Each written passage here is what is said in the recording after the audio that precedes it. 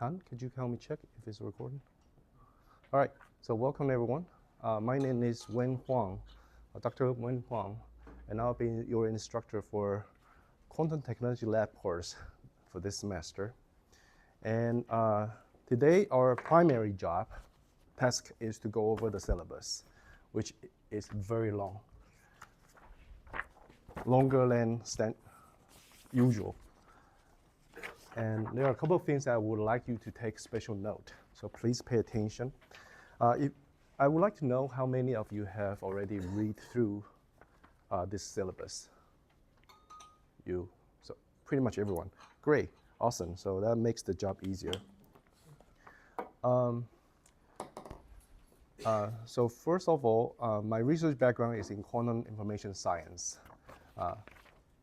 mostly focused on the coherence of quantum systems, okay? And let's start right on here. This course is scheduled as with 2 sessions. The first session is the lecture session, typically running from 12:20 to 4:30-ish. So we will accompany a lecture before each regular lab session, so that if you do not, just in case you do not have any background in quantum optics or quantum mechanics, don't panic. We will fill you in with all the basic theoretical tools you need to understand what you're doing in this course. Okay, that's why we don't have any prerequisite for this course, because we're gonna teach you everything here, okay? This course is, the breadth of this course is pretty wide. It covers quantum information, fundamental quantum mechanics, and maybe a little bit of quantum communication, okay? So that's like a lot of text to cover. And we will try to teach that within 16 weeks. Okay, so that's quite intense. So often it is possible that I could go over time, so go over the 2 hours. In case that happened, don't panic. It is necessary. Okay. But typically we'll have a lecture for 2 hours and lab session for another 2 hours. We try to minimize your efforts in the lab so that you can focus on the science. We have 2 labs, quantum optics lab and quantum spin lab. Quantum spin lab is more closer to quantum information processing. Anyway, all the equipment have been aligned and calibrated, so you don't need to worry about fixing your apparatus during the session. That makes your job easier because you can focus on taking data and thinking about science and ask questions. All right. So that's what we're going to try to do. So in principle, 2 hours is more than enough for you to collect the data you need to either write a report or do a presentation afterward. Okay. All right. So that's the first page. Evaluation. So we will have 2 tracks for evaluation: theory track and experiment track. I'll give more details later, but I would generally recommend everyone to take the experiment track unless you really want to sharpen your writing skill. I mean, not just general English writing, I mean academic writing, okay? So if you have no idea what that is, take the experiment track, okay? If you already have some idea of how is it like to write a paper and you wanna write a scientific paper and you wanna advance in your skill in writing this paper, you can consider take the theory track. All right, teaching method. Like I said, we'll give lectures covered pretty much all the QIST knowledge that you need to know before each regular lab session. And we will emphasize in this course through our evaluation, academic writing, scientific communication, and data analysis, okay? In addition, we want to do something a little bit innovative in this course. We're gonna incorporate peer instruction to this course, and I will explain later what it is. It's actually fun, and it's a way for you to get bonus credits. Okay, so most importantly, so here, so we are on the second page, evaluation, detailed version. All right, so individual students might choose between theory or experiment tracks for evaluation. The theory track focuses on training of academic writing. The experiment track emphasizes scientific communications. First, let me first go through the experiment track. So turn to the back of your first page, because this is the recommended method. So if you take the experiment track, then you will need to do 2 presentations during the semester.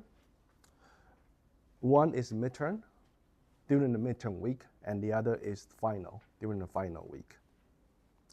Each presentation will compose 50% of your final grade, okay? And for midterm, you can choose any of these 4 labs as listed here. A means the optics lab, and B means the spin lab. So since we have 4 groups, 2 groups will do optics lab first, and the other 2 groups will do spin lab first, okay? So depending on what you do first, that will be your midterm. Understand? Okay, yes? Which track in previous is more popular? This is a new thing for this semester, because previously you only do theory track, and I found that it doesn't work very well. Students suffers a lot. Yes? So in theory track, it's like a group should write a report. No, one person. It's always one Yeah, person. like so there's a writer, analyst, and experimentalist. Right. So Everybody is listed, yeah. So but only one person writes. And the experiment track, does everyone has to present, or a group present one? also only one. So a group, only one presentation per group. Okay.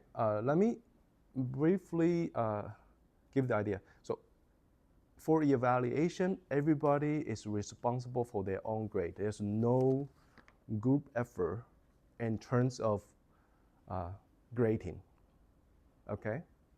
If you're doing great and your group and your teammate is doing a lousy job, that does not mean your grade you will suffer your final grade will suffer. Okay? You just do your job. Okay? The only collaborative part is during the experimental session. For the rest, you're on your own. Each one is independent. Okay? All right. So experiment track. So like I said, if you are assigned to optics lab first, then your midterm will be optics lab and your final will be the spin lab. If you're assigned to the spin lab first, then your midterm will be on spin lab and your final will be on optics lab, okay? This 4 lab session, lab 3A, 4A, 6A, 7A, are the topics or the lab session you can choose to present for the optics lab. Lab 4B, 5B, 6B, 7B are the lab session you can choose to present for the spin lab. Okay, clear? The presentation must consist 20 to 30 slides. You have maximum 40 minutes to present. And like I said, each presentation will take 50% of your final grade. However, on top of this, you can have bonus credits. Later, I will give an account of the bonus credit that we implement, the bonus credit system that we implement in this course. And you'll find that it's actually very generous. So you don't need to panic for your grade in any case, okay? Okay, let me briefly go over the grading criteria for the presentation. So basically 5 criteria: comprehension, clarity, presentation skills, correctness, graphic illustration. So 5 criteria. Each one will be graded based on a 10-point scale, which is listed here. If you do a terrible job, that means like you have absolutely no idea what you're doing. For example, you do the lab completely wrong, so you score 0 on the correctness.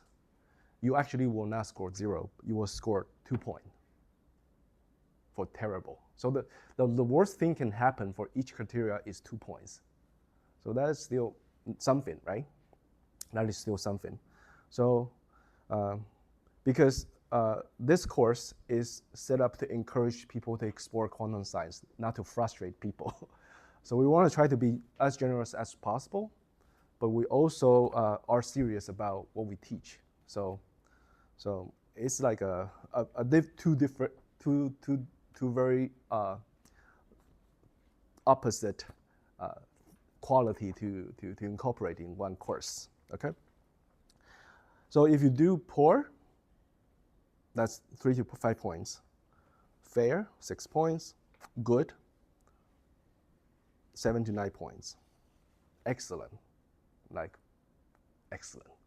No other words. That's 10 points, full score. Okay? All right.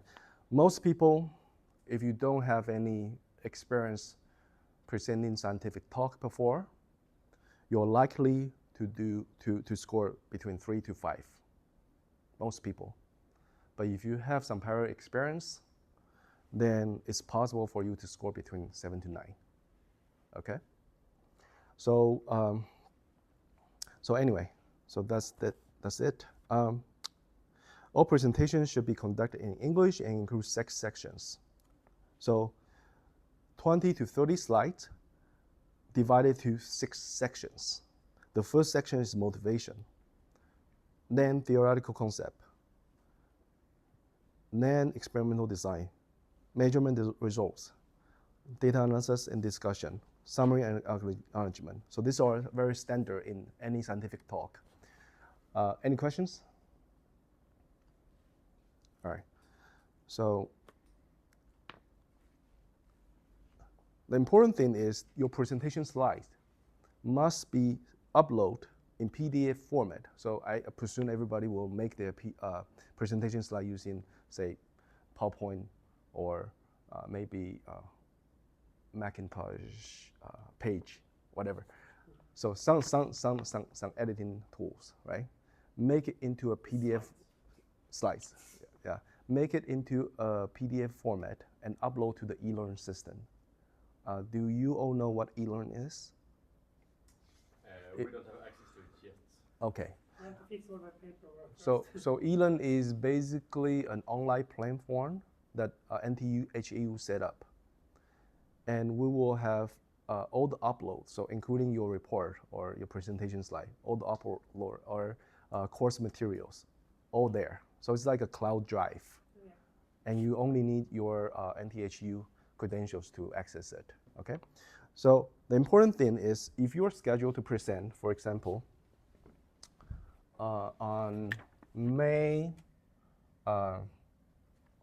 say May 4th, 3 p.m., all right. So 48 hours would be May 3rd, 3 p.m. will be 24 hours, right? May 2nd. Sorry, not May. April. My apology. Okay. So this will be your deadline. Okay? So if this is your presentation time, this will be your deadline. And of course, we will try to schedule everyone on the same day. So maybe like you are 3 o'clock, she is 4 o'clock, and you're 5 o'clock. Then this adjusts accordingly. Got it? Okay, so 48 hours. If you fail to do that, then you will receive an overdue penalty, which is 2 points per 24 hours past deadline. Okay, so that, for example, if I submit 3:10, how many penalty do I receive? 2, correct. If I submit 6 p.m., how many penalties do I receive? 2, no difference, right? So 2 points until the 3rd, April 3rd, 3 p.m. And after that, then 4 points. Got it? It's accumulative. All right. Next page, copy and pasting materials, including text and graphics from lab menus or submitted presentation slides or previously submitted presentation slides are considered as plagiarizing. Very difficult word to learn. Everybody know what that means, right? Okay, so don't do that. It's taken seriously in this course. So don't copy anybody's work, including your own. When you submit a new report or a new presentation slides, make everything new. Okay, redo everything. Even slide change will be fine. Okay, so If we are taking some experimental setup diagram, do we have to make it? We cannot take it from the internet? no. Yeah, make it your own. It can be very simple. It does not need to be Picasso level. You can just, like, for example, this is a laser. This is a mirror. Okay? As long as it communicates the idea clearly, it should be fine. Okay? This is not an art contest. Okay? So I would rather you make really simple, simplistic diagram than copy some fancy stuff from the internet. Yeah? All right. Everything original.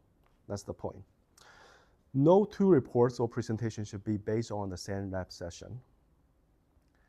If in doubt, please contact me for clarification. That means if you're, so say if you two are one group, right? And you want to do a presentation on lab 4A, then that means lab 4A is taken. Your teammate cannot write a report or do a presentation on lab 4A. Got it? Okay, so that's the rule. Within the group or within the entire? Within the group, of course. Within the group. Yeah, but so every group is 3 people or? 3, yeah. Given the size we have, class size we have, this semester, it's likely that we will have 3 people for each group. Okay, so it's very important that you guys coordinate beforehand who's gonna do what. Yep. Okay.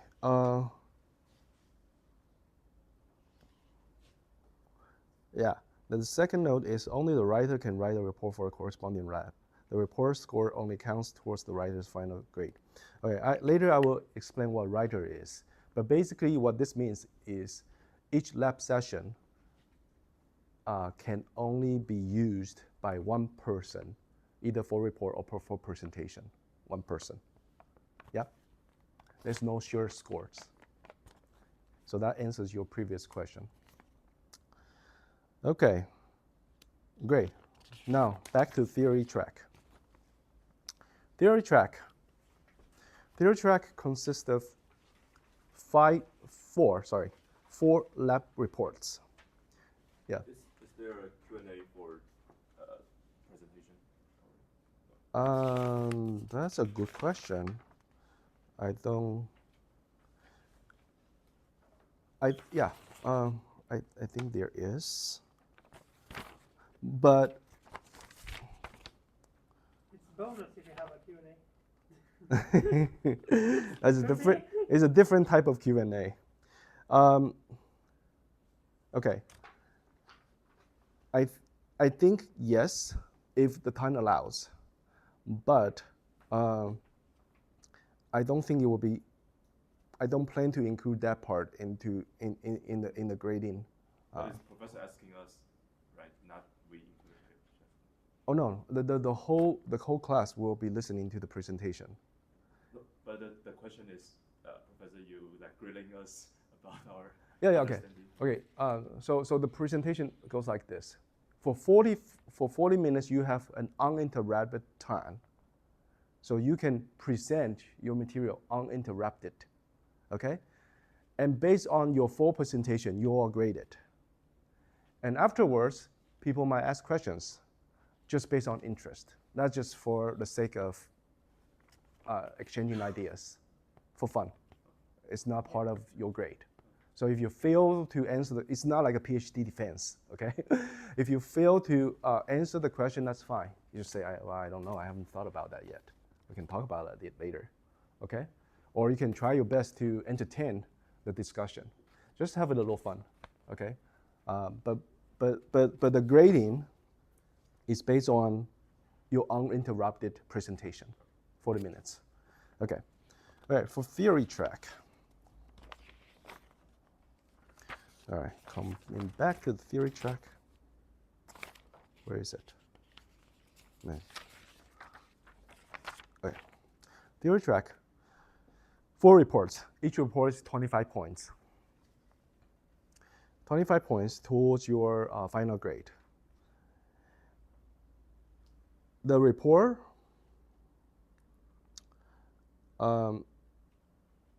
will need to be submitted 2 weeks after the corresponding lab session. So you can choose whatever lab session you want to write your report on, okay?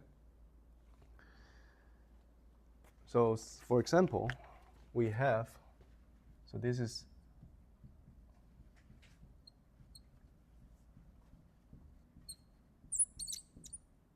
so this is for a student who is assigned to an optics lab for the first half semester, right?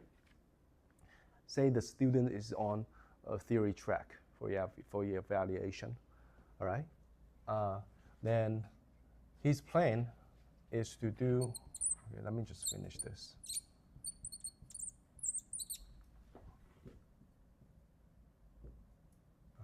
No. B, so this is optics. This is a spin. Lab 2B, lab 3B, lab 4B, lab 5B, lab 6B. All right. So say student A. Student A and student B are both on theory track, and they are from the same group, okay? Student A can choose 4 reports, and student A makes choice for this,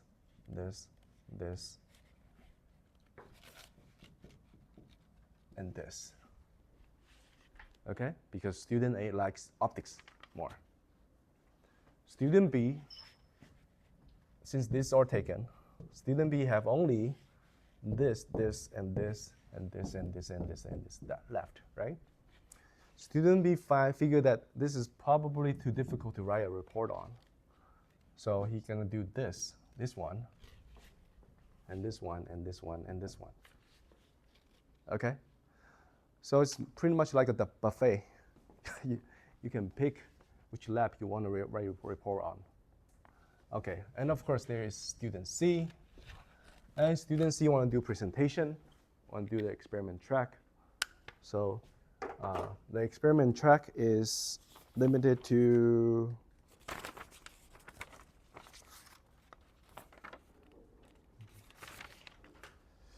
three, 4, 6, 7. So 3, 4, oh, we have 7. I forgot. Sorry, we do have 7 labs. So more choice. Great. Okay. So these are for the optics and 4, 5, 6, 7. 4, 5, 6, 7. All right. Student C is doing experiment track, and he can only choose between this 4 or this 4. Okay. So for this, he's gonna do, for example, this. Oh, sorry, for C. And for this, he's gonna do, since 4 is taken, he's gonna do 7. Okay? C choose the lab 3. Huh? Optics. Yes? Can C choose the lab 3A? Let me see. So it's on page, oh, sorry, 3A. In principle, yes, but since 3A has already been taken by a student for report, so the presentation cannot be on the same lab session, right?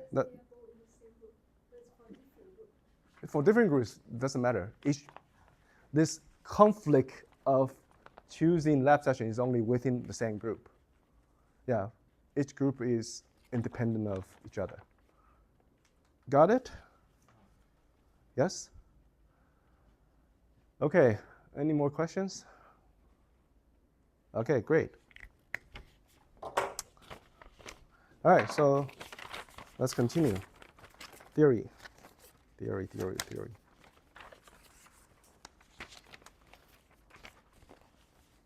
All right, so theory, the lab report will be graded based on the following criteria. Again, comprehension, clarity, readability, completeness, graphic illustration. Okay, what does it mean by completeness? Basically, in each lab, there are objective. There are set objective. In the spin lab, it is very clear. You have the worksheet, and the worksheet has objective 1, 2, 3, 4. Okay, so these are the data you must take, and must be presented. If you fail to do one of them, you lose a point or 2 on the completeness. Okay, so the regular objective are the things you must complete. All right. There are also bonus objective. Those are optional. If you do that, that's 1 point toward your final grade. So 1 point to your final grade. Okay. So so that's completeness. Readability. Readability basically is English adequacy. If you don't know how to write academic English, then at least make your English expression comprehensible. You don't need to make up fancy words or long sentence. Okay, as long as it's readable, it is understandable. It does not take it does not require lots of guesswork to understand what you try to say, then that's adequate enough. Okay, so again, another thing I want to say. The reason we choose to do English for this course is because English is the native tongue of science. I don't know if everybody agree, but at least from my experience, English is the mother tongue, the native tongue of science. So we must, as a student in science, you must learn to communicate in English. It doesn't matter if you want to be a scholar or an engineer in the future. You must communicate in English. So that's why we do English for this course. Even everybody is from Taiwan, I will still do English for this course, okay? Simply because it's a native tongue of science.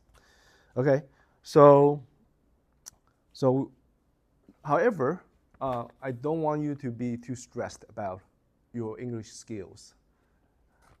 Again, this is not a contest. This is not our contest. This is not an English contest. So as long as you make yourself understandable, that will be fine. Yep. However, you do need to watch out for formatting errors and typos. I spend lots of time picking up students' typos from their reports.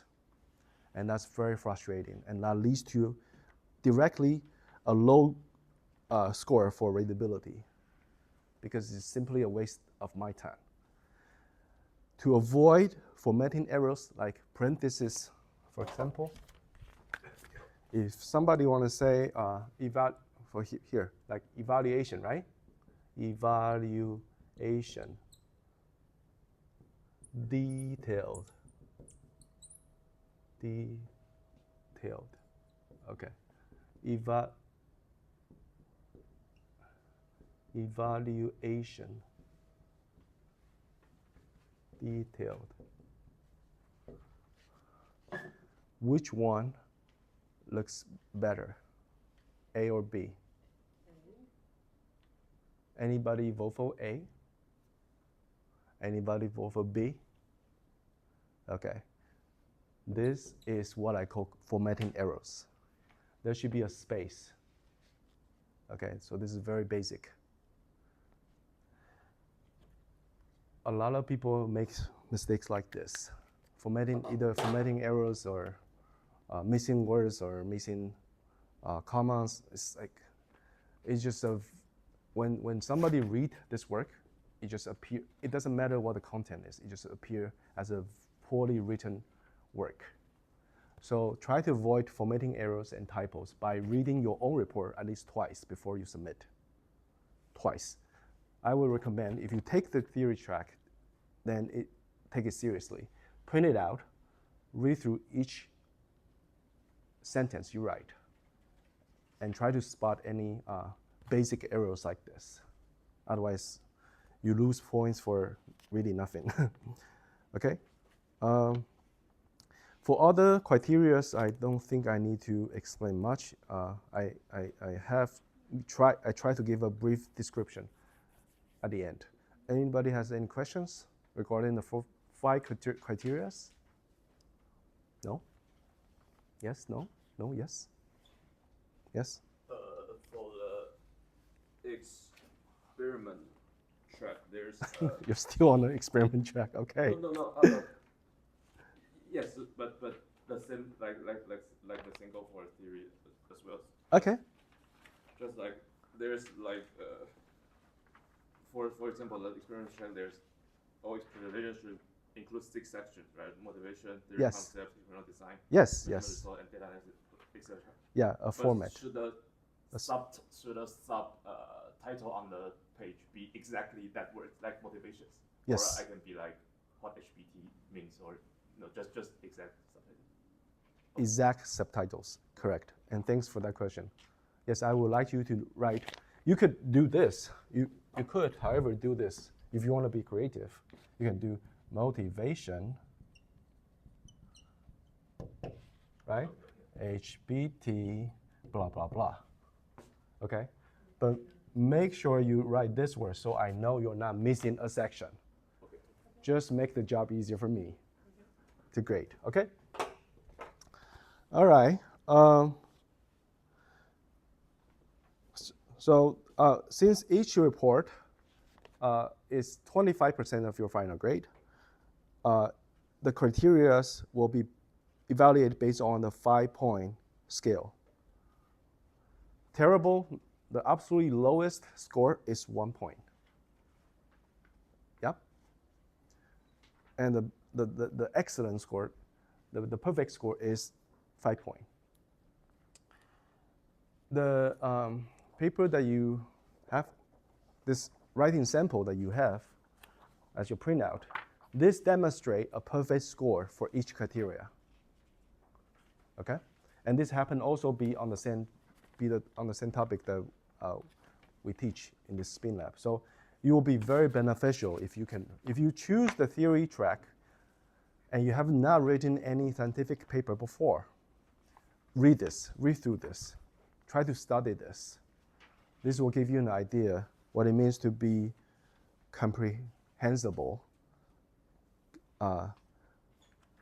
clear, readable, and complete, and with good graphic illustration.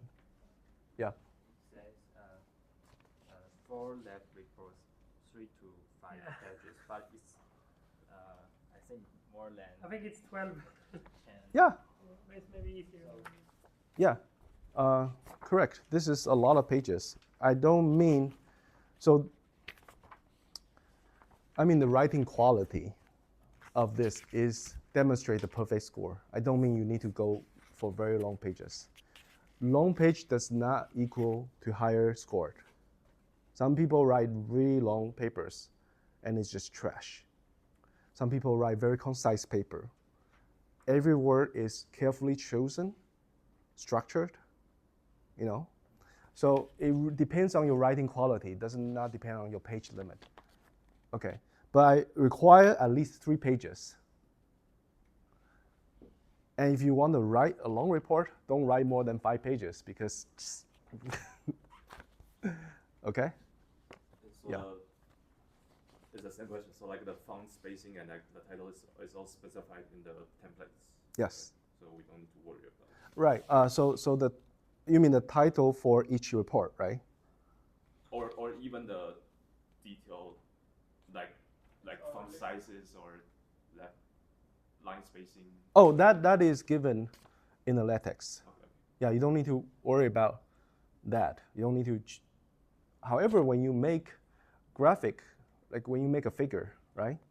You need to watch out. You need to be careful with the font size because a lot of people make figures, big figures. This is obviously a pen that's not working. Out of ink. A lot of people write, like make big figures with very clear figures, but the numbers are super tiny, like super tiny, very, very hard to read. So the rule of thumb is that whatever text that appears in your figure must be have comparable size as your main text. Yeah? So let's take a look at this. So let's say let's go to figure 6. Okay? So figure 6 is obviously very busy, right? A lot of dots and curves and legend stuff, right? But everything is clearly readable, clearly demonstrated, because the font size is about the same as the main text, right?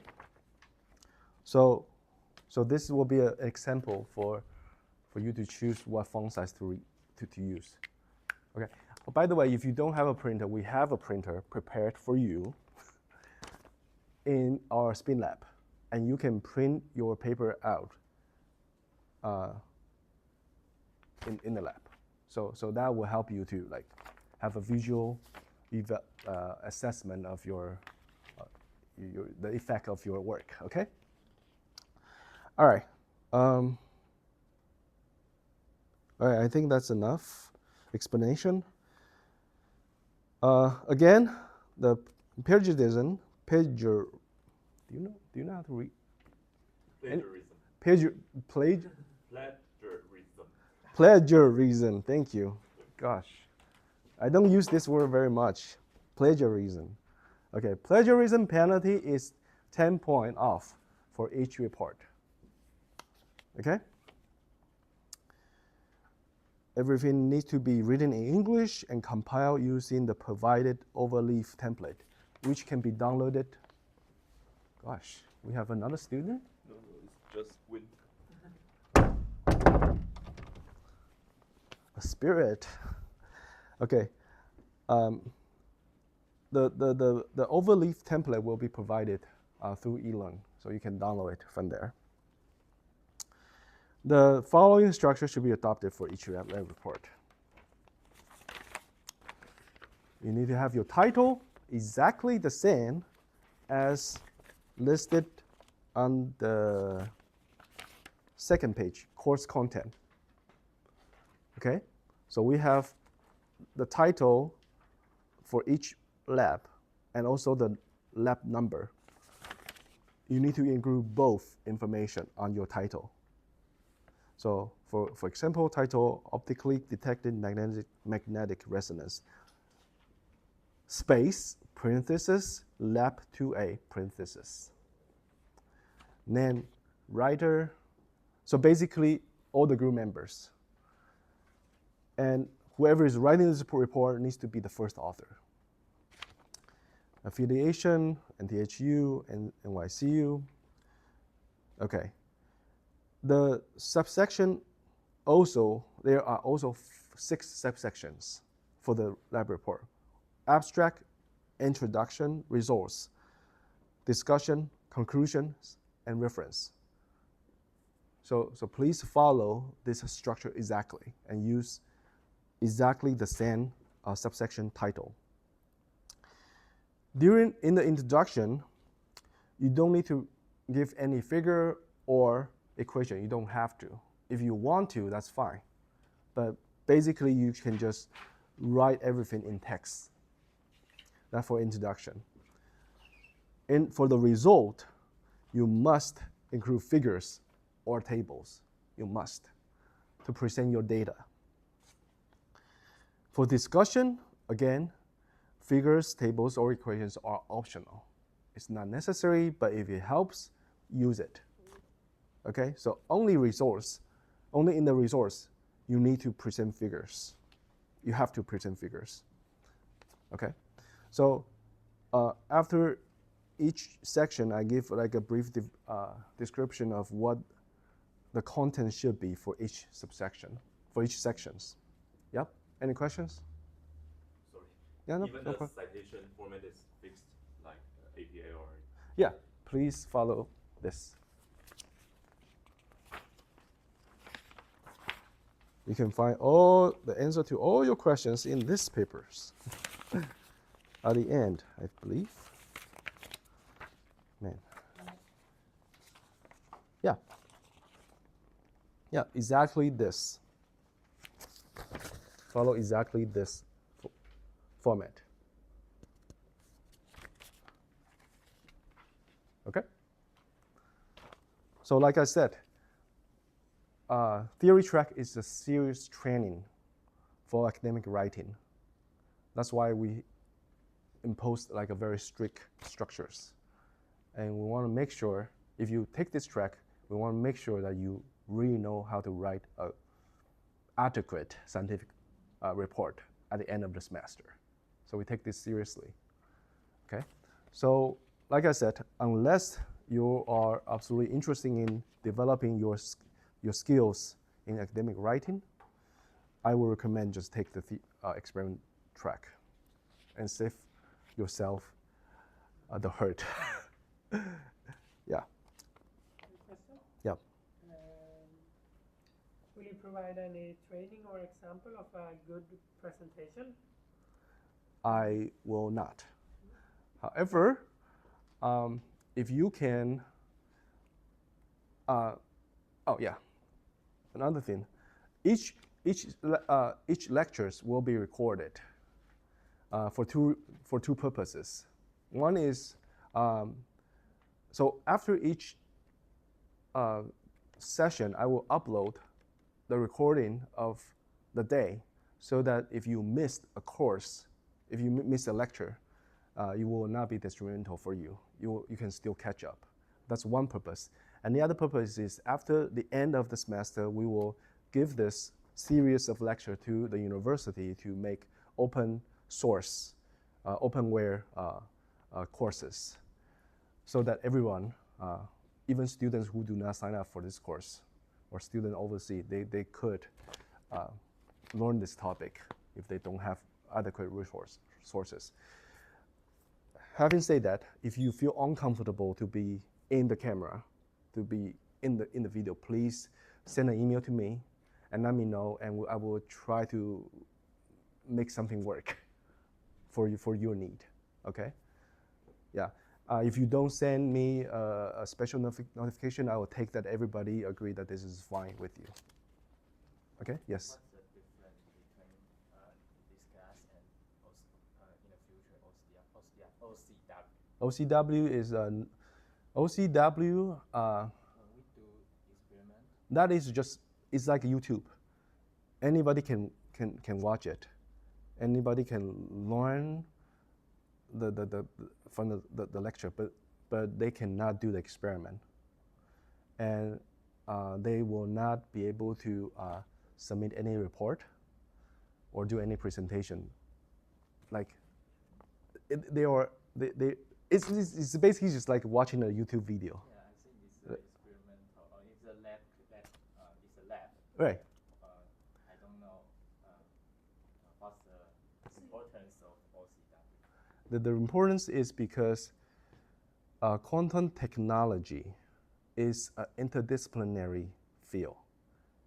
It contains quantum information, quantum communication, quantum mechanics.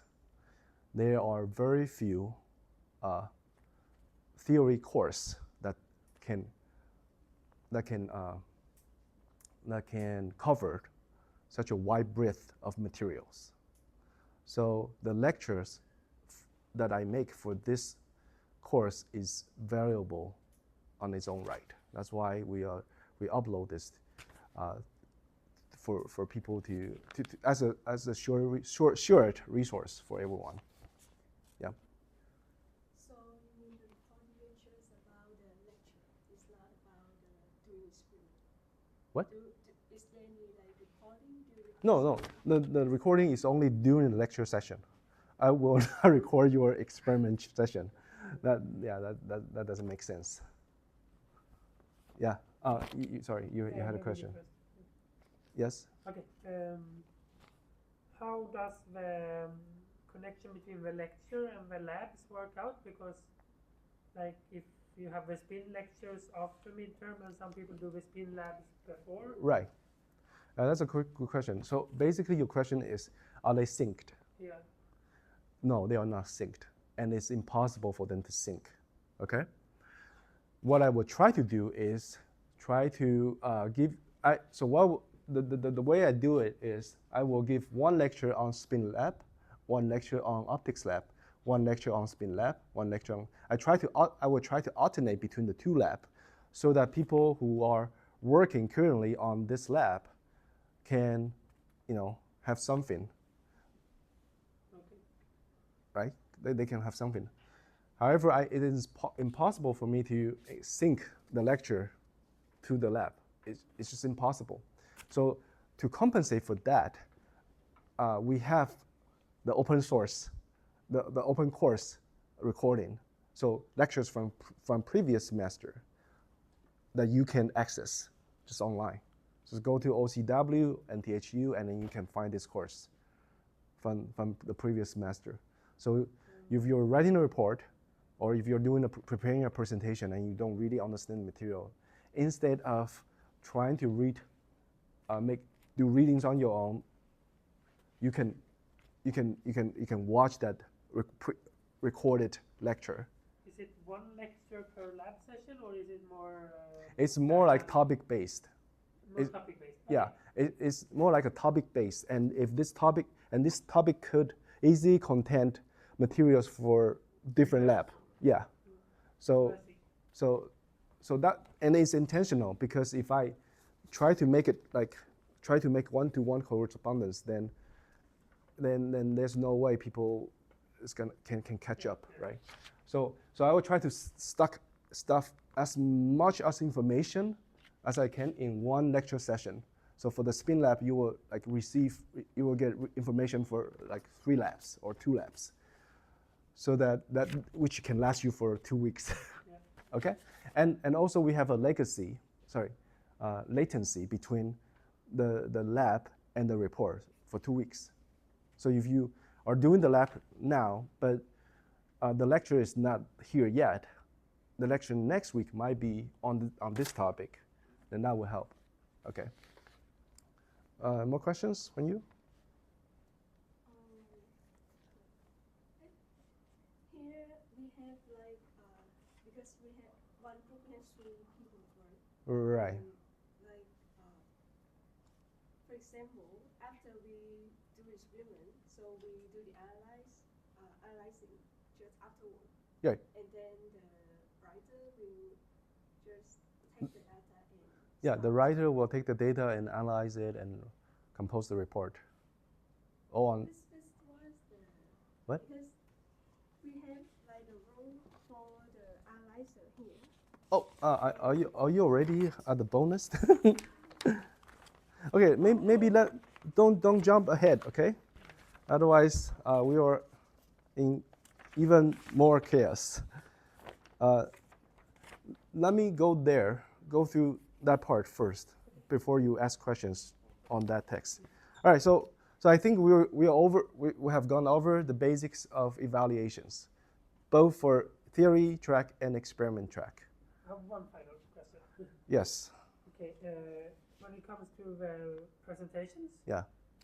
that will be scheduled outside of the normal scheduled time for the course, right? I will try to arrange it during. Oh wait, you're right. I'm sorry. Yeah. You're right. It will be scheduled based on, because each week we have like 14 labs to do plus the bonus lab. So each week is taken. So for the presentation, yes, we will. Yeah, that's a good question. We will try to schedule it based on your availability. Okay, so you can have a one-to-one discussion about Sorry. So we can have a discussion about the time. Right. Yeah, we will do that. We have to do that. So we will arrange it.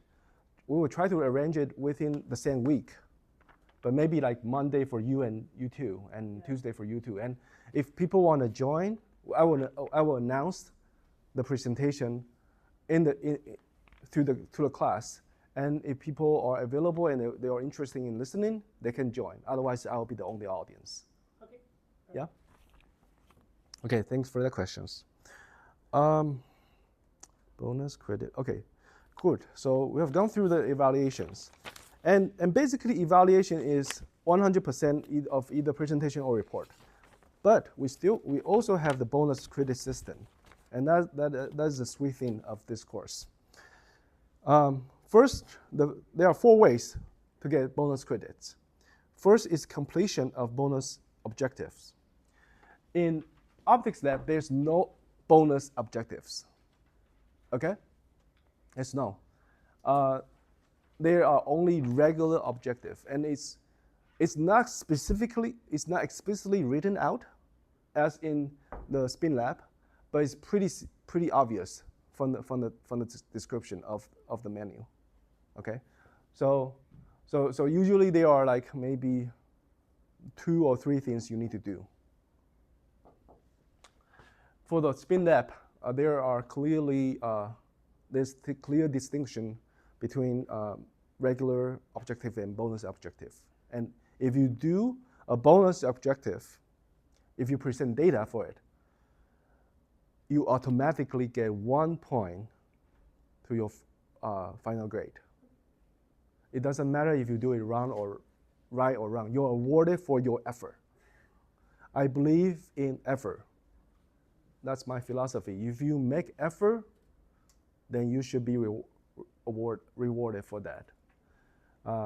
Sometimes people put in a lot of effort. They put in a lot of time, try to compose or prepare a presentation or compose a report, and it end up receive a very low score. I'm not for that camp. I am for, effort-based scoring system. So that's why we are going for points. Every effort that you make will make a difference in your finals grade. Yeah. So in the spin, there are multiple labs with the bonus credits, right? Yes. So if I did a lab 1B, I did the bonus credit with data and the things, but should I write the report to get the, should I write report or present on that topic? Because if I did 3 bonus credits in different labs, Yeah. I can only present one, right? So Oh, how oh. can I get the bonus credit for other 2? Okay, so the question is, so this gentleman, so say he's doing bonus credit for this 2 lab, right? But he's only writing report for this lab. Then in that case, you will, and of course the report will have the data from your bonus credit, right? He's asking if he should write another report for the bonus credit in this lab. The answer is no. The answer is no. So only for the report or the presentation you are assigned, you can earn the bonus credit for the bonus objective. Okay? Understood? In that case, like, if people who are taking the theory route can get more bonus credit than presentation, right? No. Because they can write multiple reports in the spin. If like Oh. the student B, That's three true. reports, That is true. Yes, because yes, you're right. So for the experiment, can we just like do a report on the bonus credit, just 1 page saying, okay, I did this score and this result and submit. no, it doesn't work this way. You're right. The experimental track so one presentation is on one lab, right? So one lab have maybe like one presentation is on the optics and there's no bonus credit, and one is on the spin. There's no bonus credit. So yes, you will only get bonus credit for the thing you present, and yes, it could potentially be let's say less advantageous. But to tell you the truth, from my past experience, not many people can manage to do the bonus credit anyway. They struggle enough to finish the regular objective. So I will not imagine that this unequality will make much difference in the final score. Okay? But thanks for bringing that up. Yes. No, I thought you said, I misunderstood you. I thought in the beginning you said the only thing you had to do to get the bonus point was to show you the data. Yeah. Maybe you meant that But- you show the data during the end of the lab. and then- You're right. Show me the data within your report Yeah, or yeah, your right. presentation. Not to just show me the Not data. just the data. No, sorry for the miscommunication. I see your You're point. right. Okay, but thanks for bringing that up. Okay, otherwise it will be the scoring system will be very chaotic. Okay, we'll try to make this manageable. And we have to finish one experiment in one day, right? We cannot come back to that experiment the next You day. could. The only rule I have is the penalty overdue, the overdue penalty. So for example, if you are able to swipe out 3 labs in one session, be my guest, okay? But however, if you are not able to finish this week, next week you can still come back to do this. And if you have enough time, you can do this. Your goal is to collect the data you need to write either your report or finish or your presentation. That's the bottom line. Okay, I don't post strict restrictions on your lab activities. So if I'm presenting like lab for A, Mhm. I did the lab, then I'm presenting after a few weeks. So in the next lab, can I go back and take like more data or something to make it better? In principle, yes. In principle, yes. Because And like even if I didn't do the 5A the next week really Yes. well, it's not graded, Yeah, in principle, yes, but you also need to coordinate with your teammates because they also have their own lab they need to do, right? So it's already like also a practice of team communication, teamwork. In addition, we have some flexibility for this course. If you are absolutely interested in the lab, but just because of the time limit, you cannot finish it, you can always come back at another date, even the weekend.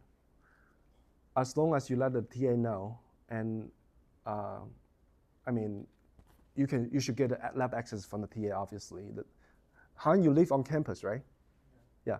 So the TA will come and help you open the door and make sure the TA will not be there for you through the course of your experiment. It's not obligated. But of course, if you have questions for him, you could ask him to stay for maybe 30 minutes and then for some discussion. And when you finish, just remember to lock the door and do all that regular stuff, right? Okay, but basically, yes, you can have extra time to do a lab. Just contact TA, and he will give you lab access. Okay? Yeah. Is it still mandatory to complete all the 14 labs? Complete what?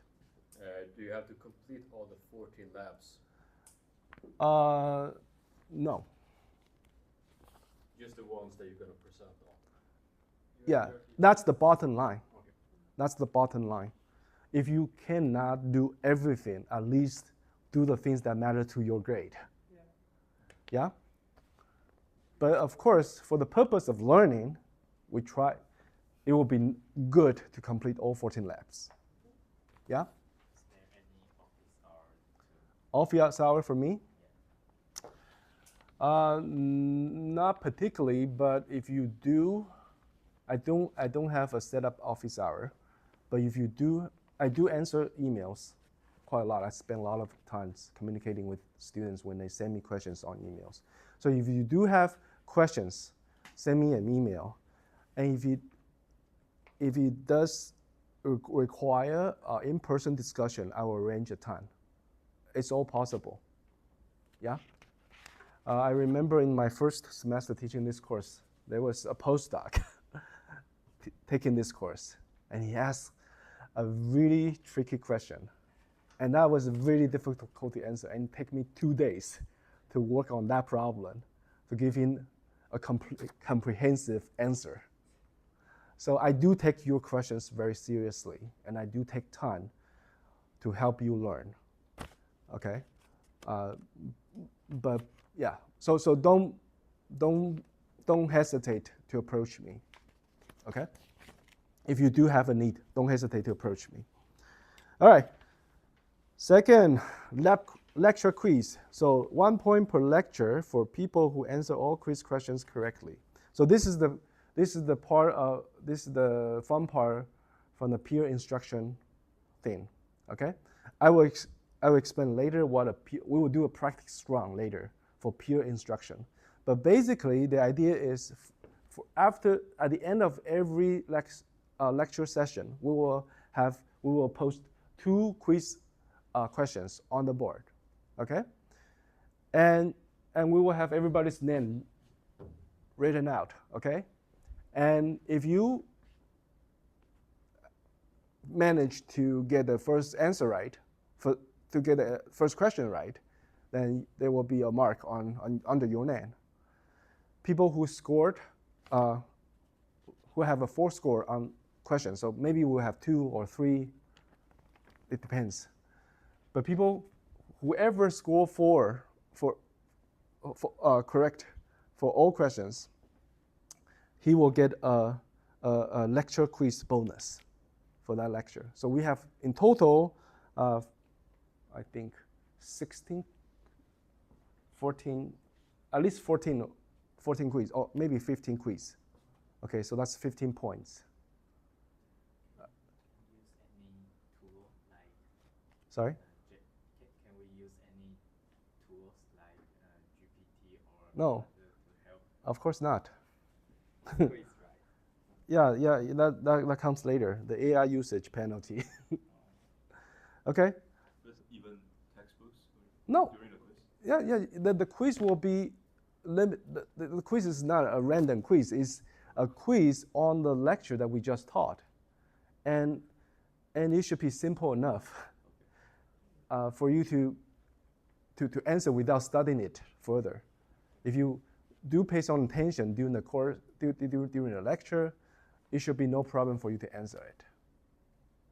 It's mostly just like fact-based questions. Sometimes it takes some thinking, but later you will see what peer instruction is. It's actually fun. People like it, from my experience. All right, so that's lecture quiz bonus. Okay. So like I said, in principle, it's possible for you to score 15 points from the lecture quiz. The third one is essay.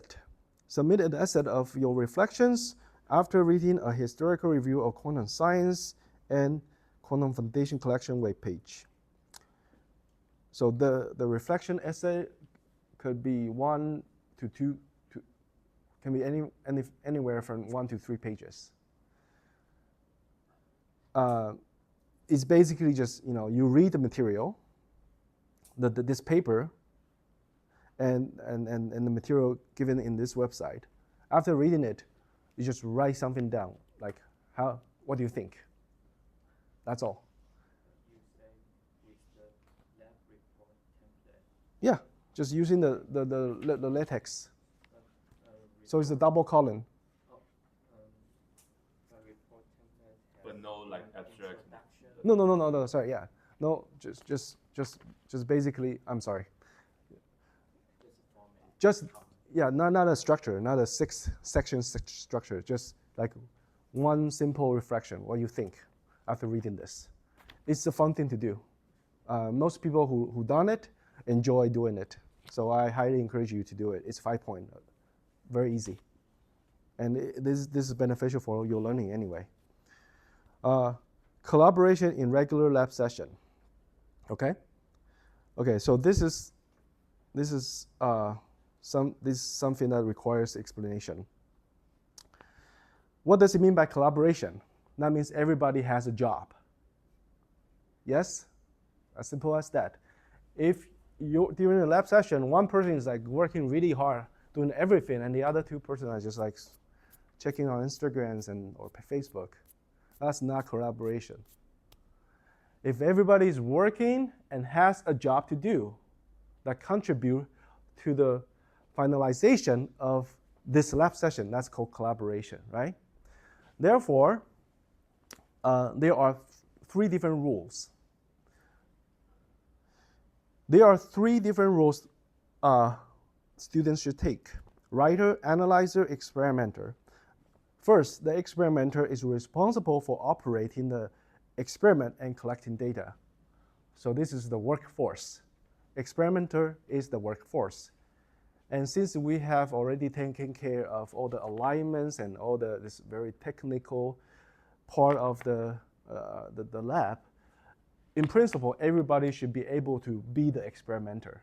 In the past, people who are more experienced in optics, for example, automatically become the experimenter for each lab because they know how to align lasers and everything, and other people are less experienced. In the new structure, such a dominating role will probably be eliminated, and in principle, everybody can take turn to be the experimenter. Analyzer is responsible for organizing data and evaluate data quality. For example, here we're taking a lot of data, right? The experimenter is just responsible for operating, like clicking buttons and run experiment and collecting data. He does not think. He does not think. He does not check the objective. He does not think. He's the hand. But analyzer is the brain. He evaluate. He organizes the data and make sure, we do have a complete set of data for this objective, for the second objective, for the third objective, for the fourth objective. he needs to organize data and evaluate data quality. For example, if you're trying to take a spectrum, and the spectrum looks like this, okay? And for some reason, your scan starts from here, okay? So this is your actual data. Does it look good? It does not look good, right? So the analyzer's job is to spot this and say, hey, I think we ought to extend our scan range a little bit further to have a more complete graph. So the analyzer needs to do this. Yep. Evaluate data quality. The writer who is responsible for either presenting data of this lab or writing report for this lab, the writer is ultimately responsible for ensure data consistency, because if data are not consistent, usually each objective are connected. They have correlation. If the data for the first objective is not done well, you can imagine what will happen to the second and third objective. So the writer, since she or she is responsible for using this data, he needs to make sure that these data are consistent. Man. All right? So the writer needs to pay attention to the whole process. He's the brain. He's like the supervisor. Okay? He's sitting in the back and watch everybody's and make sure everybody's like doing things right. Okay? So there's a lot of thinking for the writer. Yep. So if you can do this, that's called collaboration. And then the TA will mark. So for this particular lab session, the TA will mark 1 point for you, 1 point for you, 1 point for you. If the team is doing collaboration, then it's 1 point for everyone, for each team member. So we have 14 lab. If you can work collaboratively, you basically have 14 points for free. That's pretty generous, I think. Okay? Yes? So we visualize our data during the experiment, right? Here, yes, actually, yes. So we need to bring our computers. No, the software will give you visuals of your data. The software that you use to collect data shows you the graphs. So we don't need to bring our own computers to. You don't. Okay. Yeah, you don't. You don't. However, when you are writing a report or you do need to take the raw data and then do your own graph. Okay, so since the data acquisition software has a visual presentation of your data, it is possible for you to evaluate in real time whether you're taking good data or not.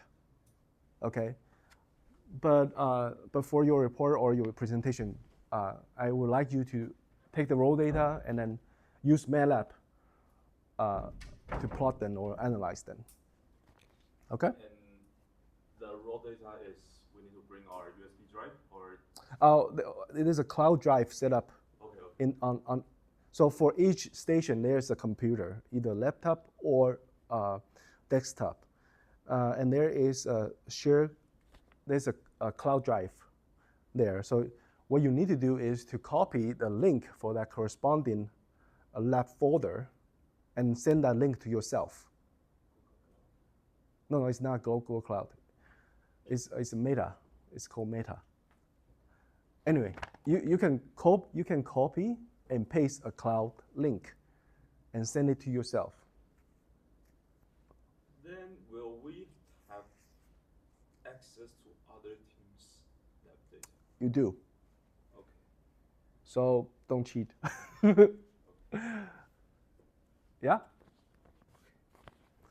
You should respect other people's effort on, everyone should respect other people's efforts on spending so much time organizing this data. So if you happen to have a bad day and you fail to collect data, don't steal other people's effort.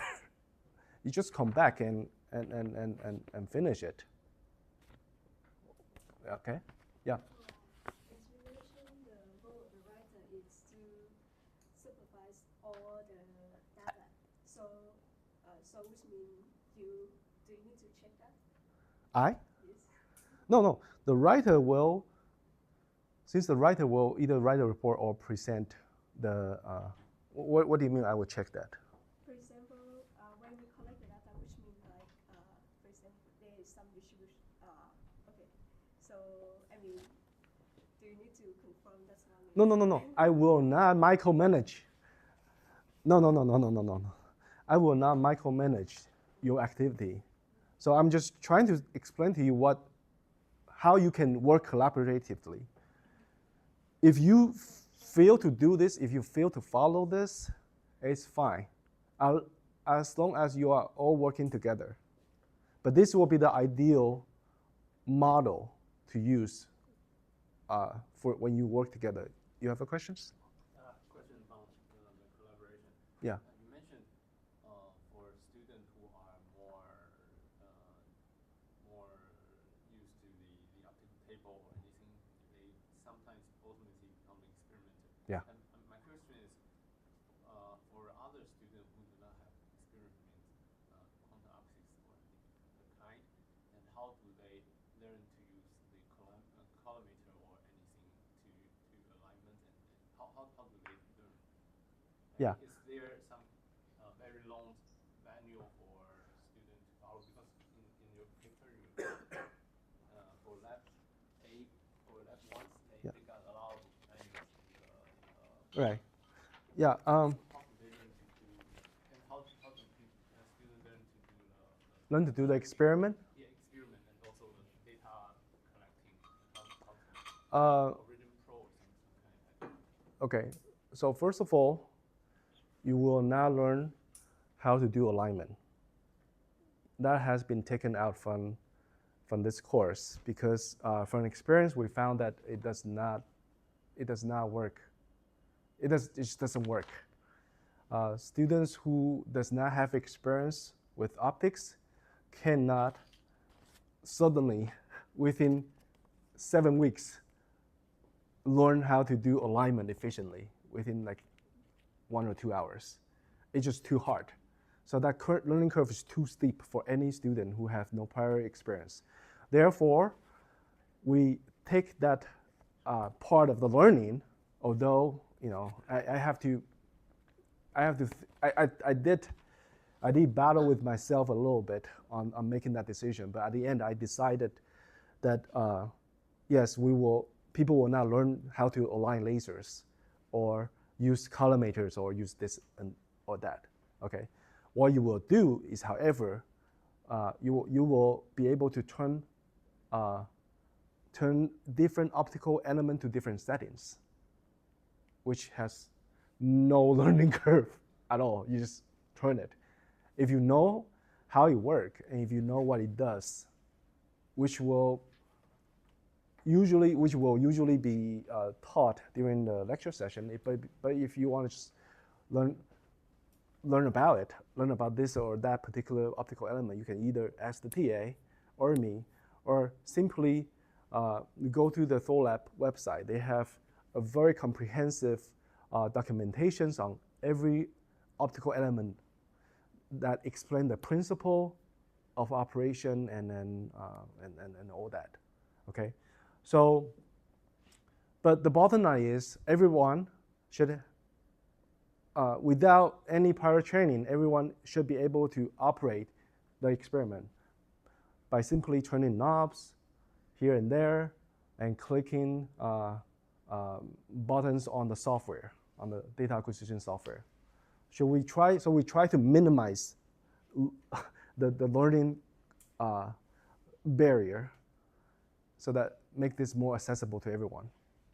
Okay, So what you need to focus on is the physics of your data. Like you need to understand when you see a curve, like what does it mean? If you see a Gaussian curve or a Gaussian that is very narrow or Gaussian that is very wide, what does it mean? That's something you need to think about during the lab session.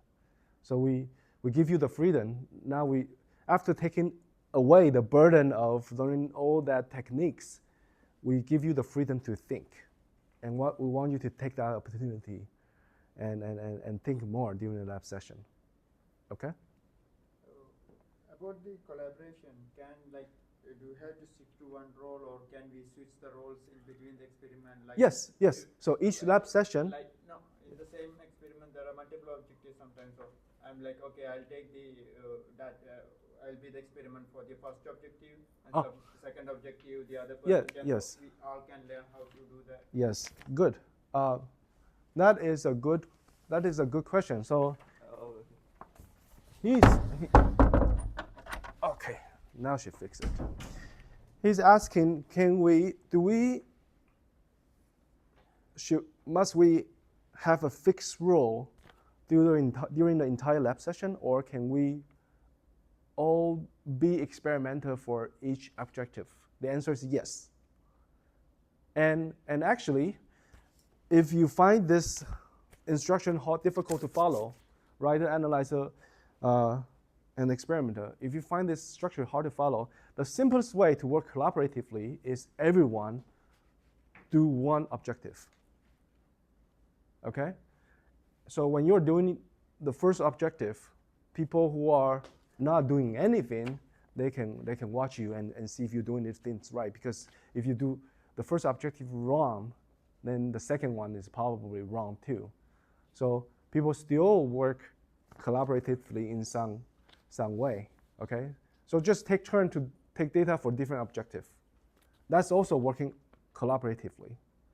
However, ultimately, the data for that particular lab is only used for a report or a presentation of one person, okay?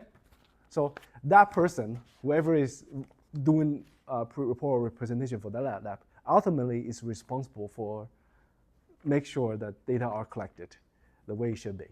Yep. Okay. So I think we are almost done. Last two things. Ethic statement on generative artificial intelligence. Conclusion, prohibited use. The AI usage penalty is 25 points on the final grade. You are here to get trained in experiment and your academic skill. Using AI help nothing for this process. You can use the AI for, I don't know, arrange your bus tickets or your vacation. You can do that, okay? But if you want to learn how to do research, you want to learn frontier quantum physics, you need to pay. And you pay that with your blood and sweat. Yeah? So don't try to cut corner using AI. Just sweat and sweat through the course, and then you will learn something. Otherwise, what's the point? This is an elective course anyway. So what's the point of trying to impress me with AI? By the way, I'm not impressed by AI at all. If you make a graph that is AI generated, I'm not impressed at all. I am the person who appreciate a personal touch on either the analyze or discussion or see. I know the subject enough that I can distinguish between AI generated answer and human generated answer, and I appreciate a personalized report or presentation much more than a fancy. If you want to try to raise a fund or get stock people to buy your stock, yeah, of course use AI for that purpose, for marketing and for make it fancy. But in this course, you're here to get trained, so don't use AI. It does not help your learning. Okay? Yes. For writing nowadays, like even I use AI, like after I write something like to spell check and grammar check, those kind of things. Okay, So is that also not allowed? not allowed, yes. Please So go like back to with the grammar- age when AI was not invented, or at least not make accessible to everyone. Okay, and try to learn science the hard way, because that's the best way, I assure you. Okay? I am old schooled. So if you feel like AI is the an unseparated part of your life, then probably this is not a good course for you to take. Okay, dropout policy.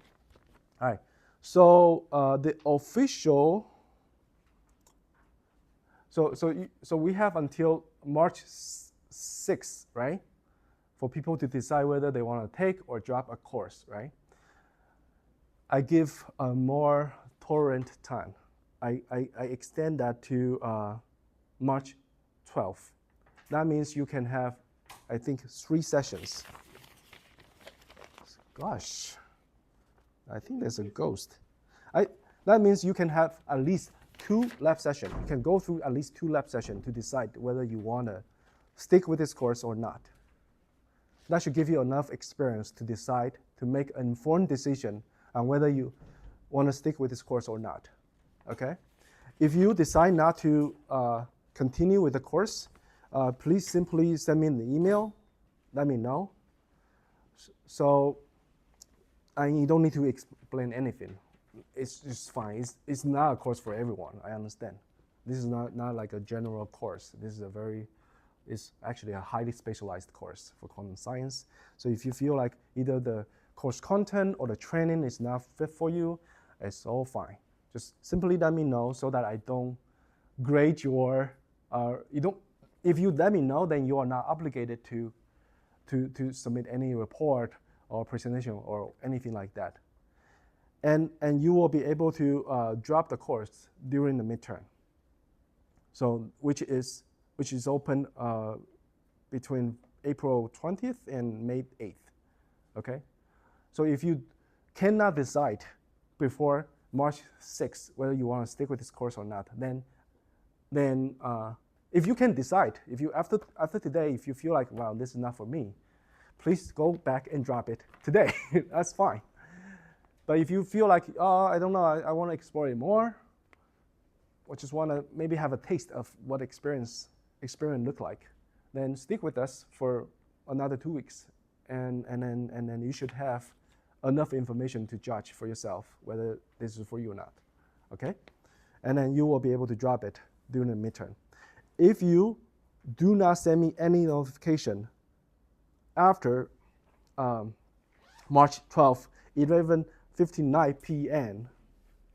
before midnight, if you don't do anything, if you don't take any action before that time, then I will consider you, then you are considered as a member of this course. And you're obligated to do everything we need to do in this course, okay? So if later you don't come and tell me, oh, Professor, I'm sorry, I feel like this is really not good for me. Sorry, that will not be taken into consideration because the window is already closed, yeah? So please think about it if you want to go with us or not. And either way, it's all fine with me. Yeah? Okay, I think we have spent enough time, really probably too much time, talking about syllabus. Now is the fun part. Let's all sit in a circle. And we want. Final question. Oh. So Yes. do we?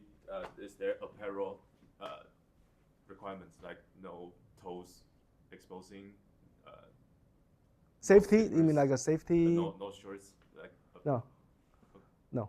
Even is the equipment in a clean room or something? No. This is a teaching level lab. So no, yeah.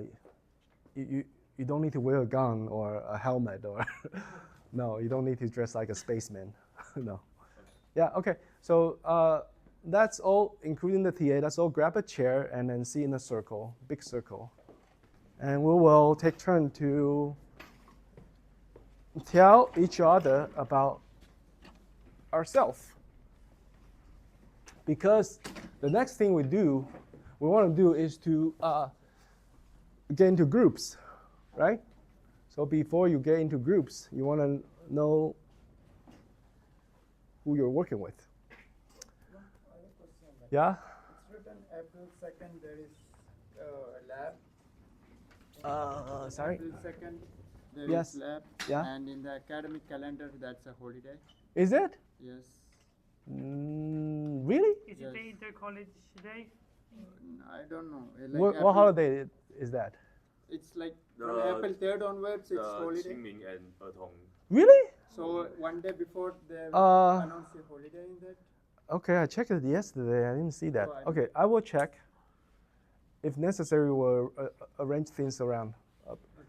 But basically, we'll try to cover every lab. Yeah. I did check yesterday, and I didn't see that. It's like the day before the holiday, and university announced that's also a holiday. Oh, Something like that. so April 1st is the Second. holiday. No, 3rd and then 4th, 5th, 6th are holidays. Like so, from Friday is the 3rd, and Monday is also holiday. Friday's holiday, Yeah, Monday is also holiday. Next month. but the lab is on Thursday. Yeah, so university gave Thursday also holiday. The university gives you a holiday, It's written like that. Yes, so there's no class. lectures only 1 week per year. Only 1 week. Yes. So there's no class for the whole. No. No, only on April 2nd there is no class. Yeah, Yeah, there's no class for the whole university. April 6th. yeah, that's what I'm asking. Oh gosh, all right, but for the nation, it's not like a national holiday on Thursday, right? So- It's just the university give no court. Yes. So we maybe can ignore it if professor wants. I'll go back and check if we can find. Because if around arranging around will mess with everybody's timelines and Yeah, reporting Yeah, in 16 weeks and yeah, I will prefer not, but let's see. I'll think about it. But thanks for bringing it up. I made some other plans seeing that. That's why. Okay, okay. Well, for you in particular, if, for example, your report or your presentation is not on that day, it doesn't matter if you don't show up. Oh, yeah, you don't get credit for attendance. Also, you don't lose credit for not attending, of course. So this is like a graduate level course. So we try to be as free and open to everyone and give everybody the freedom to pace their own learning. Okay, so if you don't want to do anything, if you don't want to do the experiment and you just want to show up on the day that you write your report, that's fine with me. But you're missing a lot of learning opportunities, and that's on you. Got it? Okay? All right, cool. So let's go in a circle, starting from me, then this young lady, and then we'll go clockwise, okay? Hello, my name is Wayne Huang, and I am an adjunct assistant professor here. So that means there's still a lot of work for me to do to become the formal assistant professor. However, I do work on physics for quite a long time. I got my PhD in 2013. So that's already 13 years from now. And my primary work is on quantum science and ultra-fast electron diffraction. So my research field is MO physics, but I also do stuff occasionally on condensed matter physics because of this electron diffraction thing. All right, so that's the link. Okay, I have 3 children, 1 wife, and and that's all. We live here. We live in Hsinchu. Yeah. Okay, your turn. I'm from Taiwan, by the way. My name is Yi Huang. So this is the Chinese name because I think my English name is not easy to read out. So do you prefer us to call you Yi Huang? Yes. Yeah. Oh, by the way, each person need to give an English name. If you don't have an English name, make one right now, because we're gonna call everyone by their English name here. Okay. So Yeah, actually, because I'm from Vietnam. yeah, Then my English name is also have a tone as well. I see. Yeah. So Yi Huang is what you prefer to be called. Yes. Okay, cool. That's fine. Yes. And I'm from MO Physics. I'm working with it's like atomic gas, and my focusing is on the renewable atom. Yes. Are you a PhD student? Yes. Okay. So tell us three things. Where you're from? Okay. So I'm from Taiwan. What is your affiliation? I'm affiliated with Physics Department, NTHU. And what is your status? I'm a PhD student, I'm a master's student, I am an undergrad student, like that. Okay, so at least give us this information. Okay. Yeah. My name is Huang Hongyu. What's your English name? My English name, let me choose. I have several English names. But, Yeah. The most I like it is Tom. Tom. Because, T-O-M? Yeah. Okay, because Tom. I like Tom Cruise. Oh, I see. His movie inspired me a lot. And Okay. my research is about optical diffractive neural network. It's about understand the black box behind the AI. So Okay. if you have any question, we can discuss more. Affiliation status. Oh, I'm in physics department. NTHU. Yeah, in Tsinghua. NTHU, and Yeah. I'm undergraduate. Undergraduate. Okay, thank you. All right. Hi, everybody. My name is Vidar, and I'm an exchange student from Sweden. So I'm currently doing my first year of my master's in physics at NICU, at the Institute of Physics department. So I will be here for 2 semesters. This is my second semester, and yeah, I'm taking this course at NTHU because I specialize in like quantum technologies. I see. Great. Thanks. So my name is Udit. Huden? Udit Chauhan. Uden? Udit. Who? How do I spell it? UDIT. U-D-I-D. IT. UDIT. U-D-I-D. T. T. Yes. Who did? Yes. Who did? Udit. Yes. Okay. Who did? And I'm a first year PhD student here. And my First year PhD student in physics department, just NTHU. now I joined as a PhD student, and I will be doing my research on ultra good atoms and analyzing the dynamics of Bose-Einstein condensate in the lab of Professor Yu and Yu. Mm-hmm. Cool. My name is Han. I'm a senior student in this department, physics department in NTHU, and I'm from Malaysia.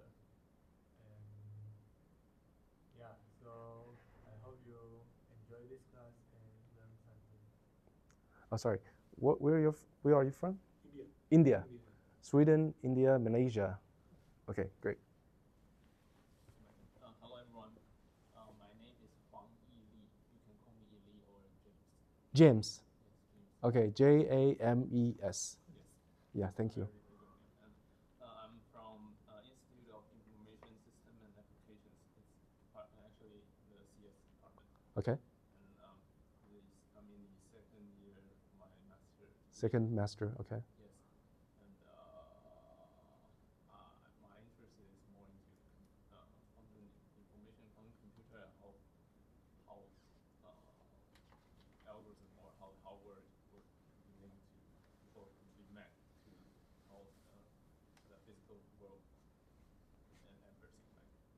Okay. So I'm still actually trying to find my research topic. I see. In some kind of sense, yes. Okay, great. You're from Taiwan? Yes, thank you. Hello everyone, my name is Wally Zhuang, and you can call me Lily. Lily. Yeah, Lily. yeah. Okay. And I'm the physics department in NTHU, and I'm master's student. Okay. And my First year or second year? second year. Second year. And my research is to make a single photon source, so I'm usually in this class. I see. Great. Thank you. My name is Musfar, Musfar. Musfer. Musfar. Musfer. So I'm a new PhD student in NTSU in IPD department, Institute of Phototechnology. First year PhD? Yeah, Okay. PhD Mhm. under REG only. So my interest is in quantum computing. I did most of the theoretical works, not that much experiment, but experiment labs I did in masters. So yeah, my work will be also on theory, but I'm interested in at the experimental things and Mhm. set in the labs. That's why. Okay, great. I'm from India. Okay, India. You're from Taiwan, right? Okay. Okay. My name is Yeguan, and you can call me David. David. And I'm actually a mechanical engineering Okay. student, and is currently PhD first year.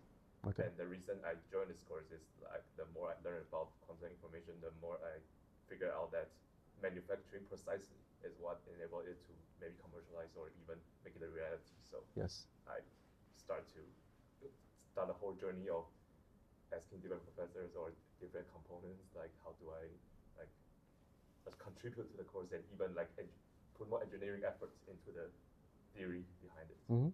Yeah, so that's my motivation. And yeah, so maybe I learned basic quantum mechanics on my own, and I learned some courses in physics department like Professor Tong Siguang or Professor Yin Xiang their courses. But so maybe from the fundamental level, I'm not that stable, Mhm. but I learn more on the it's how different theory apply to which process or different manufacturing and my goal is to make it more engineering and more real, to make it more real. I see. Yeah, that's You're from Taiwan, right? yes, but my work is on actually like one of the semiconductor manufacturing I call chemical mechanical polishing, just to make things flat. Mhm. Yeah, so my master thesis or even PhD is still being discussed. I'm not sure. Maybe I can do it for my PhD, but my master thesis is on polishing wafers.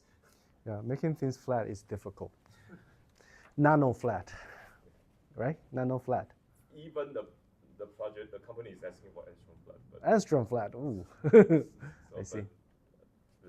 I don't think they're quite understanding of the Yeah, basic theory behind it's very difficult because in the microscopic world, it's like a very different landscape.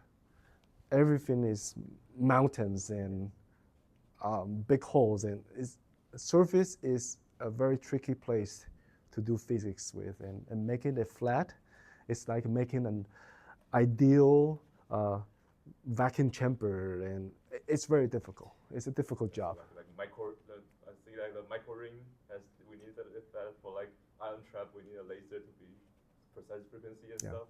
So let's say I can contribute to this field, maybe. Okay, cool. Thank you. Okay. My name is Simon. Simon.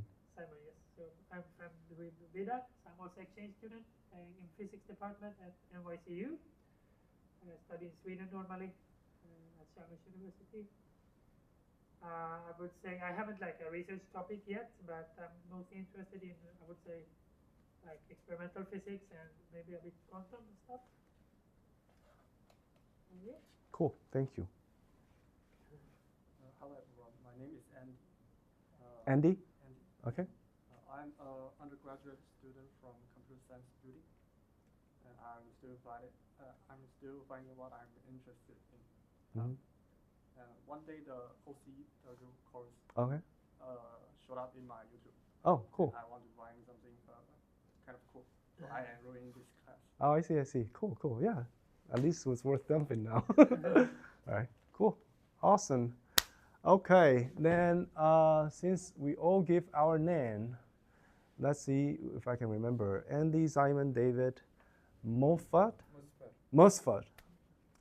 It's like Mustang, but Mosfet. Okay. It's like a combination between Mustang and Musafa. Mosfet. Yeah, similar to Musafa, Musfar. You know who Musafa is, right? Yeah, the Lion King. Yes, the Lion King's dad. Okay, Mosfet. Mosfet, right? Yeah. Mosfet and Lily and James, Ham and Udi, Udi, Vida, Vida or Vida, Vidar. Vida. Yeah. Okay. Correct me if I don't pronounce your name correctly, please. I do want to make my best effort to pronounce everyone's name correctly. You are Tom Cruise, and you are Yi Huang. Hey, great. Okay, let's see. The next thing we want to do is get into groups. All right, so I want everybody to stand up, and we will have. Maybe I can change my name as well. Yeah, you want to Okay, go with Phoenix? Phoenix? Yeah, Phoenix is great. I know. Phoenix from Hunger Games. Although she's not, Phoenix is not a character, she's a bird. Anyway, Phoenix. Great. So on your lab report or your presentation, from now on, you go with your first. So for example, you are Dave Huang, right? So you go with Davey Huang. No, yeah. Yeah, David Ye. Okay, and you go with Phoenix Ron. Yes. Okay, yeah, go with Phoenix Ron, and you go with James Huang. Okay, so that's how you write your name on your report. Okay, that's how I recognize your name. I don't remember any other name but that name. Yeah. Okay. Cool. Good. All right. So please help me get the chairs back to the tables because we don't need them now. Yeah, get them back to the tables. So we're done with that and this and okay, maybe we have time for particle wave duality, maybe. Optics, spin.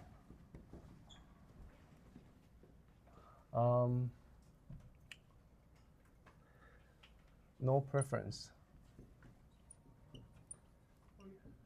Okay, so spin is more like quantum computing.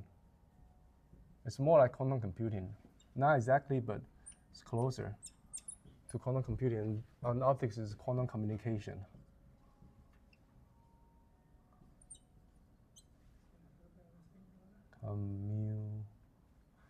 Communication, maybe. Okay, communication. Okay. All right. So let's see. To start with, if you prefer to start with the optics lab, staying in this line. If you prefer to start with spin lab, staying in this line. If you have no preference, staying in this line. Okay, please move.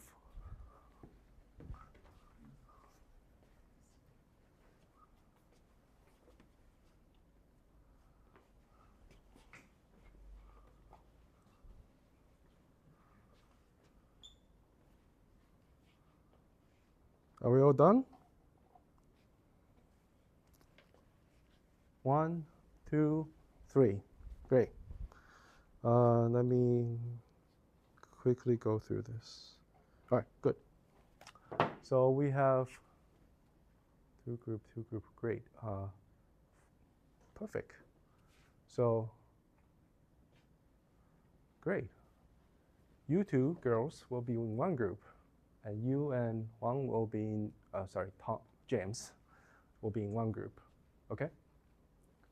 Please stand together. Okay, this is difficult. Do you mind if I take you apart? Or do you much prefer to work together? I would prefer to work since we can talk in Swedish. In Swedish. I think since we live We- together, so we will have more time to collaborate or like think together about our work. Okay, So communication-wise, it's easier. I see. All right. Fine. I respect your wishes. We do have, by the way, I had a Swedish exchange student last semester. Her name is Marlene. Yeah, we know. Yeah, we know her. Yeah. She recommended the course. Through her recommendation, I went to see the sea turtles in Xiaoliuqiu, and I had a good time. Anyway, I remember her sea turtle head, but you know her, and Yeah. Yeah, we know. okay, great, good. Yeah. I have fun with her. All right, so 4. You will join Nen. Okay. So please try to speak English, Oh, we will not always to say- exclude We him. promise. We promise. But in your dorm, you can speak Yeah, Swedish as but we much always as you speak want. Yeah. Okay. And I think his English is good enough for effective communications. And you gentlemen, because we will have one more, you will join then. Okay. And potentially we'll have one more student joining us. He's from Taiwan, so he will join either you or you. Okay? Let me think. Do you prefer to have like an all-girl group? Or it doesn't matter to you?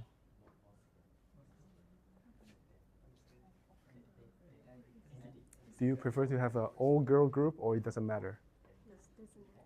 Doesn't matter. Okay, great. Then maybe I will still have you as an all-girl group. Not actually, it's easier. Trust me. Last semester I have Marlene teamed up with another girl. They are a great team. So yeah, so I'm gonna keep that way. I'm gonna have that gentleman join you guys. I think he's probably from physics, and you're from physics, and you're from. I used to be a student. Oh, you are? You do? Oh, so you do have backgrounds in quantum mechanics. Oh, awesome, great, good. So anyway, I will have him join you guys, if that's okay. Yeah. Okay. Cool. Then from now on, we'd like you to sit in groups. Sit with your group mates. Okay, and let me think. Okay, so I probably will spend, okay, so you can go back to your seat. I probably will spend 10 minutes going through this very basic idea of quantum.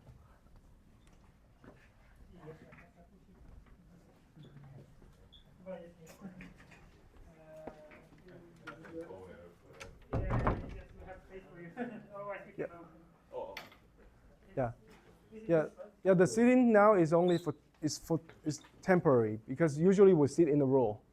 Okay, typically we sit in a row, but now since you have all moved the chairs back, it's okay.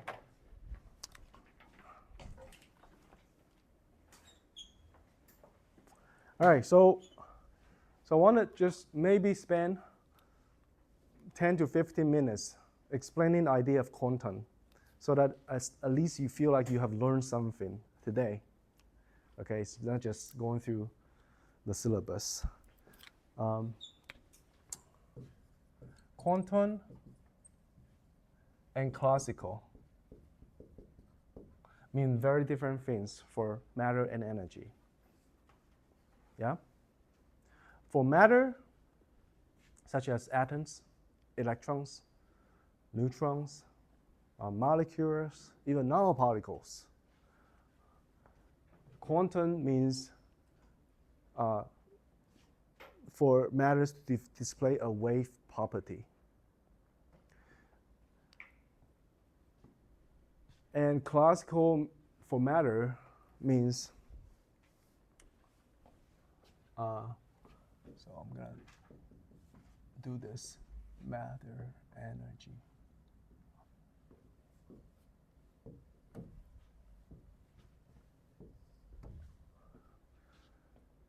quantum for matter means wave. And classical means particle. Yes? For energy, it's the opposite. Energy such as photons. Okay? Pure energy, actually, there's only one form of pure energy, that is photon. Photon, for its classical nature, is wave. The classical nature of energy is wave. The quantum nature of energy is particle. Okay? So this symmetry is very peculiar. And that's the first thing you need to know. In this course, we explore the quantum nature of matter and energy. For matter, we use nitrogen vacancy center in diamonds as a quantum bit, okay, or a quantum spin. So this is what we will do in the spin lab. We will explore the wave nature of the MV center. In the optics lab, we will explore the particle nature of photons. We will use a special measurement method called correlation to detect its particle signal. Okay.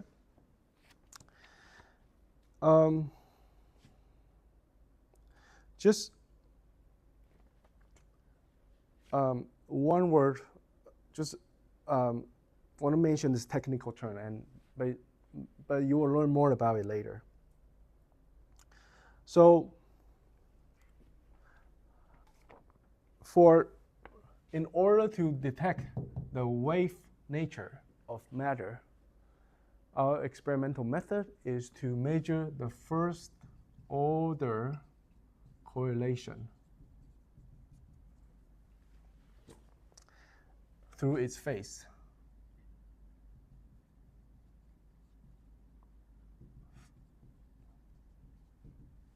Yeah. And to get to see the particle nature of photons, we will use the second order. We will measure the second order correlation through amplitude. Okay. So this is basically an overview, really a rough overview of the content of this course. These are the topics. We want to explore the wave nature of matter. We want to explore the particle nature of energy, photons. And these are our measurement method. First order correlation, second order correlation. As we go into this course, the lecture, these phrases will make more sense to you. Phase, amplitude, correlation, second order, first order. These are all important distinctions, but I won't say too much here because that's not a plan. So, but basically, this is the outline of this course. Okay. Cool. And now I'm gonna take you to the lab, and I'm gonna walk you through the basic operation of the lab, and so hopefully you will be better prepared for your next week. For next week, we will do the first regular lab, Lab 1A and Lab 1B. So if you can maybe learn how to use your apparatus today, that will save you some time for next week. However, if you feel like, oh, this is enough for me today, I want to leave earlier, that's fine too. Okay? So stick with me for another 20 minutes, and then you'll be free. Okay? Yep. Okay, let's roll. Is it stopped? Low battery. Low battery. Gosh. Would Is it this? be okay to get a 5-minute break? Yeah, yeah, yeah.